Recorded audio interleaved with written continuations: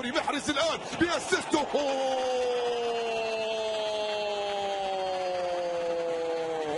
يعود دي بروين لممارسة هوايته المعتادة وبأقدام من لا يقبل إلا الهدايا المميزة.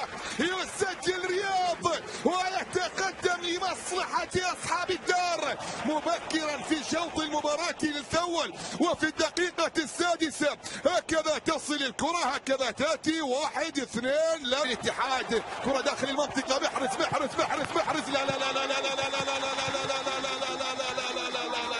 لا ابن الصحراء يتجلى في مانشستر وفي ملعب الاتحاد، يصنع الفارق من خلال الدقائق الأولى ويسجل ثنائيته الآن. يضع كرة في المرمى، عرضية من فيل فودن داخل منطقة الجزاء. لا لا لا لا لا لا لا لا لا لا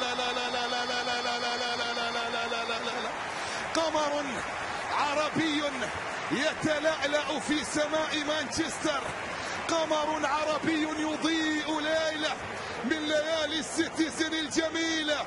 هاتريك يأتي لمصلحة محرز ليدخل من خلاله مانشستر سيتي معادلا أحد الأرقام القياسية في تاريخ كرة القدم الإنجليزية. في الفودن من الجهة اليسرى، عرضية مثالية.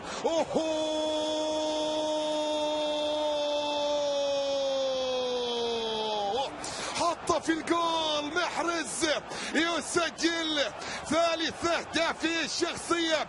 هاتريك أول لمحرز هنا مع مانشستر سيتي من خلال هذا الموسم. بعد كرة مثالية جدا عن طريق رياض في التوقيت المناسب هنا في سماء مانشستر. يتلألأ هذا القمر العربي، هذا المقاتل الصحراوي.